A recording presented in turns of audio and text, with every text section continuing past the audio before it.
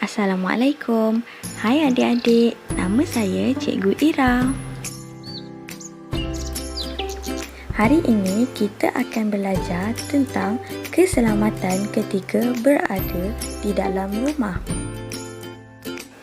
Keselamatan diri sangat penting kerana ianya boleh menjauhkan nyawa kita dari bahaya.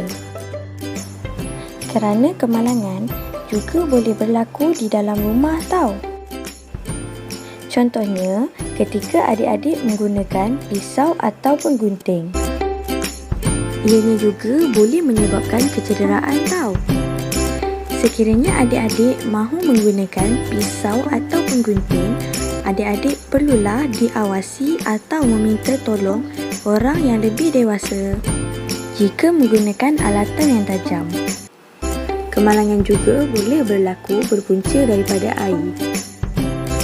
Tahukah adik-adik sekiranya permukaan lantai mempunyai air dan juga basah boleh menyebabkan adik-adik mudah untuk tergelincir. Adik-adik juga tidak boleh lalu maupun berlari di kawasan yang mempunyai air kerana adik-adik akan mengalami kecederaan. Sekiranya adik-adik perlu melalui kawasan yang basah, adik-adik perlu mengelakkan diri daripada terpijak kawasan yang basah itu. Tahukah adik-adik renjatan elektrik boleh berlaku kerana adanya arus elektrik yang mengalir dalam badan? Jangan masukkan apa-apa objek ke dalam soket, ingat, kerana ianya boleh menyebabkan renjatan elektrik. Dan adik-adik juga jangan memetik suis elektrik ketika keadaan tangan yang basah, kerana ianya boleh menyebabkan renjatan elektrik. Seterusnya, adik-adik juga tidak boleh menggunakan telefon apabila sedang dicas.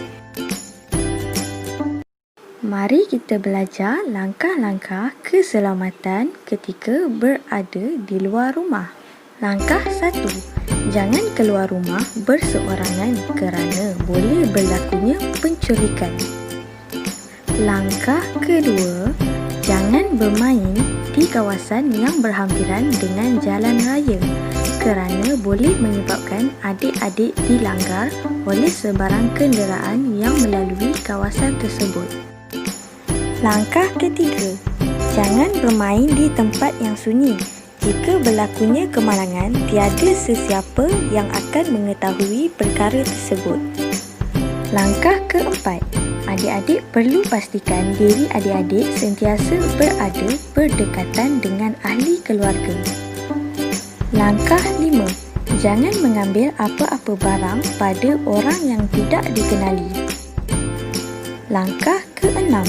Jangan bercakap dengan orang yang tidak dikenali tau.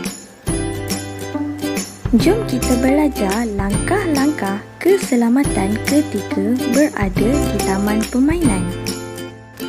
Langkah 1. Jangan berebut alat permainan seperti gelongsor kerana adik-adik boleh terjatuh daripada gelongsor tersebut. Adik-adik perlulah beratur dengan keadaan yang tenang dan selamat.